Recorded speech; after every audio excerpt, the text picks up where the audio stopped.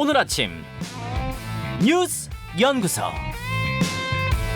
오늘 아침 뉴스의 맥을 짚어드리는 시간 뉴스연구소. 오늘도 두 분의 연구위원 함께합니다. CBS 김광일 기자, 뉴스톱 김준일 수석 에디터, 어서 오십시오. 안녕하세요. 예, 첫 번째 뉴스 어디로 갈까요? 이재명 12시간 검찰 조사. 네, 민주당 이재명 대표 성남FC 후원금 의혹과 관련해서 어제 검찰에 출석했고 12시간 만에 귀가했네요. 네, 어제 출석했을 때 우리가 예상했던 것처럼 성남지청 앞에 북적북적했습니다. 민주당 현역 의원만 세보니까 최소 34명이 집결했고요. 네.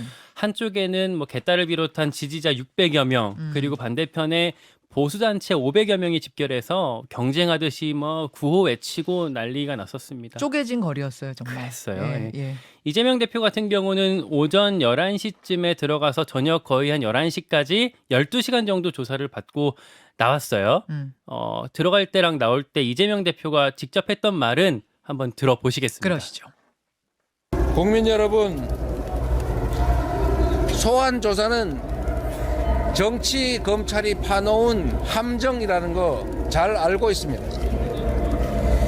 특권을 바람봐도 없고 잘못한 것도 없고 피할 이유도 없으니 당당하게 맞서겠습니다.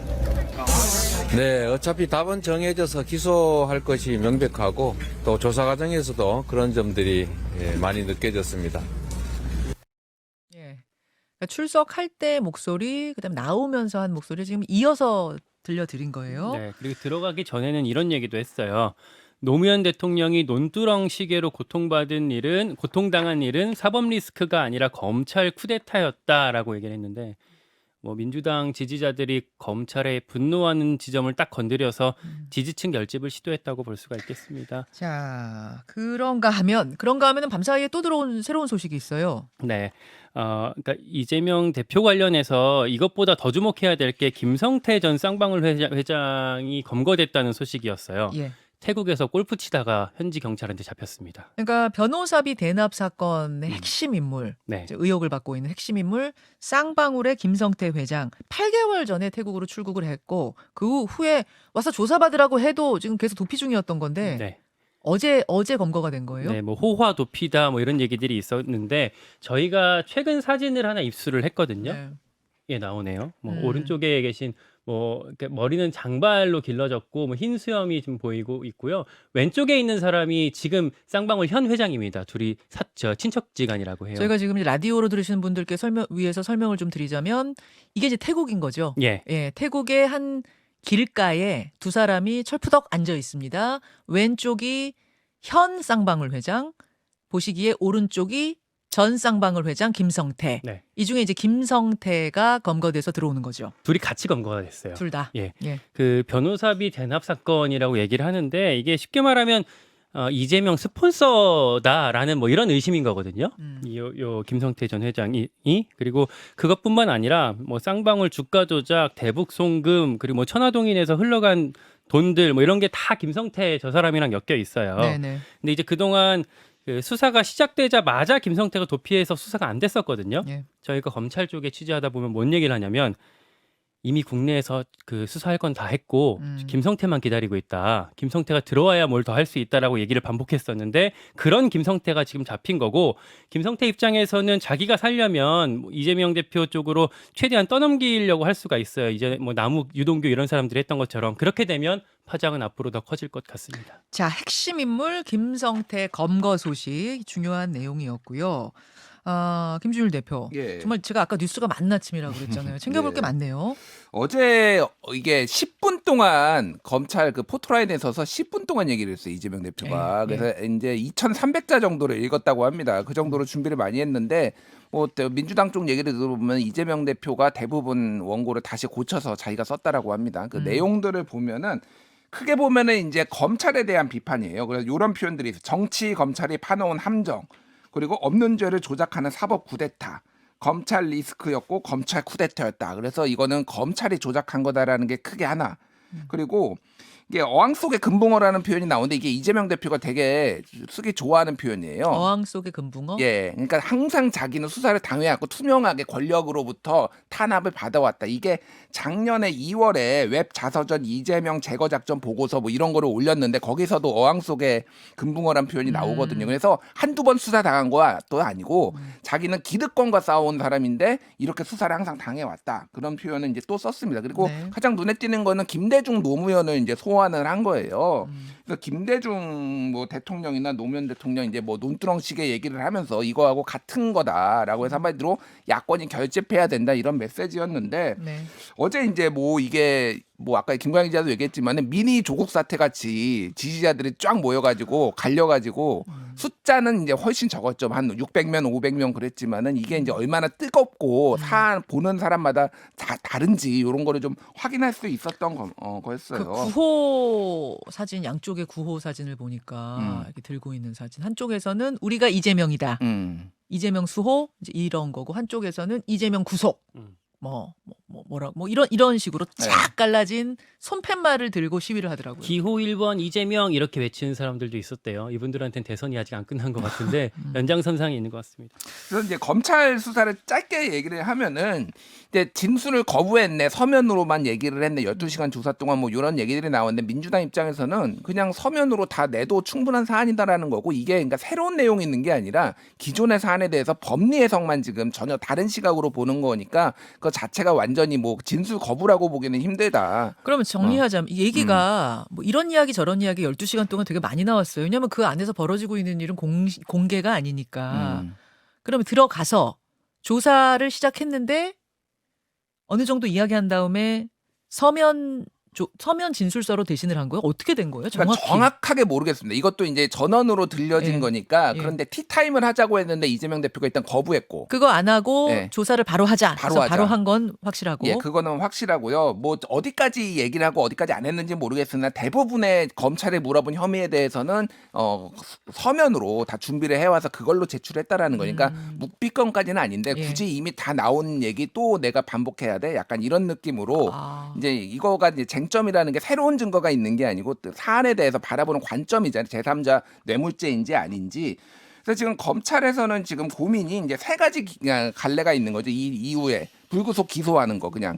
그리고 두 번째는 노웅래 의원처럼 이제 체포영장 청구하는 거. 네. 세 번째 안이 좀 주목이 되는데 네. 다른 사안하고 묶어가지고 예를 들면 대장동 이런 거하고 같이 묶어가지고 추후에 영장을 치는 거 이런 것도 지금 검찰에서 검토를 하고 있다라고 합니다. 왜냐하면 이 건만으로 하기에는 이게 이제 뭐 약간 무리수도 있다라는 게 안팎에서도 약간 들리기 때문에 이거를 이제 구속을 하는 것 자체가 그래서 뭐 어떻게 이제 검찰이 판단할지는 좀 봐야 될 것 같습니다.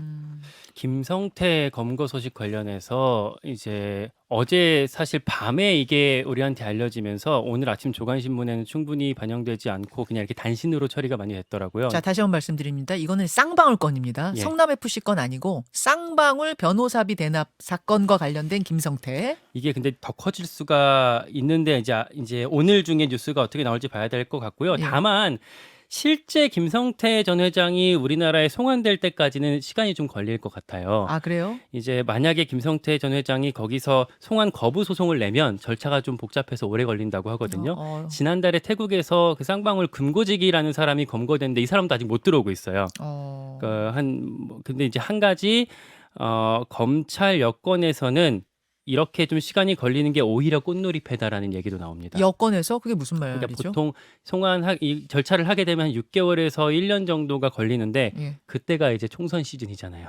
네, 그래서 오히려 정치 쟁점화될 수 있다. 네, 그래서 그 민주당을 곤란하게 만들기 더 좋은 시즌이기 때문에 그런 고민들, 그런 어떤 시점도 좀 주목해봐야 될 것 같습니다. 네, 정치권에서 나오는 얘기는 그렇다는 얘기죠. 예. 근데 송환 거부 소송이란 것도 있습니까? 네, 보통 많이 하기도 합니다. 그렇게 내면 이게 길어질 수 있다. 잡기는 했지만. 예. 자, 요 뉴스들은 오늘 뭐 인터뷰를 통해서 계속해서 좀 더 이야기를 나눠보기로 하고 일단 연구소에선 두 번째 뉴스로 가죠. 나경원 전격 사의. 저출산 고령사회위원회 부위원장인데 어제 이 부위원장직을 내려놨습니다. 예. 근데 대통령실에서는 사퇴를 못 들었다 또 이렇게 얘기가 나왔어요. 뭐가 맞는 겁니까? 뭐 일단 그 부위원장으로서 역할을 하기 워낙 어려워진 상황이 있을 텐데 그 진실 공방 관련해서는 파악을 해보니까 네. 나경원 부위원장 본인이 대통령실에 김대기 비서실장한테 문자를 보냈고요. 그리고 나경원 부위원장 측근인 전직 의원이 그 대통령실 다른 참모한테 전화로 이제 유선상으로 얘기를 했대요. 근데 이렇게 딱 뭐 문자 보내고 전화로 통보한 게 대통령실에서는 좀 불쾌했나 봐요. 그러니까 못 받았다는 이야기가 불쾌하다는 이야기로 해석이 되는 거군요. 네, 그러니까 어제 브리핑에서 우리는 전달받은 거 없다라고. 왜냐면 그때 보도가 이미 다 나온 시점이었는데 그런 얘기를 했던 거고 대통령실 관계자가 어제 KBS에 뭐라고 좀 설명을 했냐면 육하원칙 없이 문자를 보낸 건 사의 표명이 아니다. 인터뷰나 기자회견을 하고 사직서를 내는 게 상식적이다. 뭐 이렇게 아주 뭐 불편하다라는 심경을 좀 뭐 드러냈고요. 이걸 봐서는 나경원, 용산 양쪽에서 충분히 교감을 갖고 처리를 한 건 아닌 것 같고, 아닌 것 같네요. 그러다 보니까 용산에서 당분간 이 사표를 이렇게 수리하지 않고 반려하거나 아니면 질질 끌어서 김세게 만들 수 있다 이런 관측도 같이 나오고 있습니다. 그 나경원 의원이 사의 표명하기 전에, 그러니까 사퇴 기사 나오기 전에 이른바 윤핵관, 그러니까 친윤 핵심 이철규 의원을 만났다 모처에서. 그랬다가 기자들이 그걸 발견했다. 뭐 이런 뉴스도 나왔잖아요. 그 만난다는 소식을 듣고 현장 가서 기자들이 이제 물어봤는데 뭐 우리는 뭐 관련 뭐 그냥 뭐 중요한 얘기를 나눈 거 아니다라고 해명을 하긴 했습니다만 이제 워낙에 윤핵관을 만났기 때문에 여기서 어떤 얘기를 했을까 이게 계속 이제 궁금증을 자아내게 되는 부분이었고 그랬는데 두 사람의 만남 후에 바로 사퇴한다. 사퇴 의사를 표명한 걸 보면 뭔가 얘기가 잘 안 풀린 거 아닌가? 이렇게들 추정을 많이 하는 것 같아요. 뭐 그렇게 얘기할 수 있고 근데 사실 이철규 의원이 용산의 의중을 또 얼마나 또 갖고 갈 수 있을지 그 어떤 메신저로서의 역할을 얼마나 할 수 있을지에 대해서는 또 의문이 또 있습니다. 자, 김준일 대표. 예.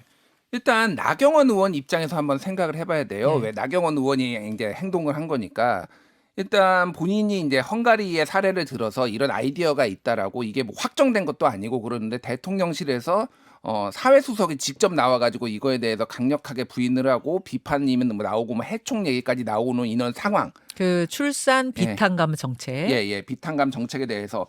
자, 그러면은 이게 위원장은 대통령이고 부위원장이 이제 나경원 전 의원이잖아요. 네. 그러면 위원장이 이렇게 강력하게 비토를 하는 상황에서 이게 부위원장직을 수행할 수 있느냐, 현실적인 문제 하나.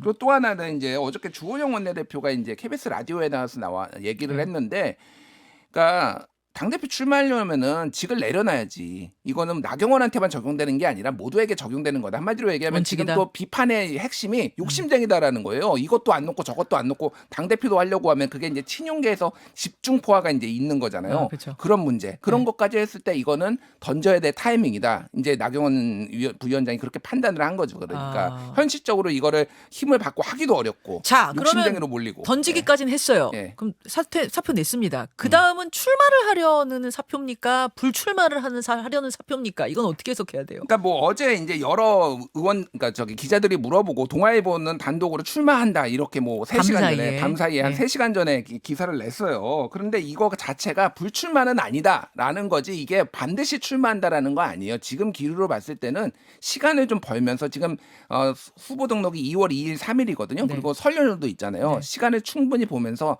상황을 좀 봐야 되는 건데 이게 스탠스 잡기가 매우 어려워요. 그럼 반윤의 전선에 서서 유승민처럼 갈 것이냐? 그것도 아니고 그렇다고 친윤도 아니고 어떻게 해야 되는 이게 유엔 기후 대사도 겸직하고 있는데 그건 또 안 던졌어요. 네. 그러니까 이것도 참 의미심장한 거예요. 던질래 다 던졌으면은 이거 한번 붙어보자라는 거야? 근데 그것도 아닌 거고. 그러니까 지금 굉장히 본인도 고심이 있고 아직 마음을 정하지는 않았으나 메시지는 계속 나는 출마할 수 있어라고 하면서 여론의 스포트라이트 받고 뭐 이런 식으로 지금 당분간은 흘러갈 가능성이 상당히 높은 것 같아요. 기자들이 이제 본인 통화는 잘 안 되고 측근들 통해서 많이 지금 취재를 하고 있는 것 같은데 취재하는 기자마다 얘기가 다 달라요. 달라요. 네. 저도 어제 이제 측근 아주 가까운 이제 분한테 물어봤는데 아직 결정된 거 없다라는 얘기를 하고 나경원 전 입장에서는 앞으로 진짜 나왔을 때 구도나 만약에 뭐 유승민, 안철수 어떻게 지금 될지 뭐 합종 연행이 어떻게 될지 그런 것도 봐야 되기 때문에 그리고 여론조사 흐름도 같이 보면서 고민하게 될 것 같습니다.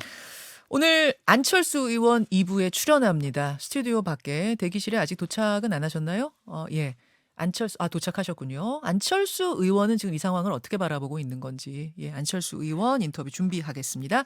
김광일 기자. 예. 짧게 하나만 더 보죠. 비자 중단 중국의 보복. 중국이 한국인들 단기 비자 주는 거 이걸 중단했다는 소식 큰 뉴스예요. 네.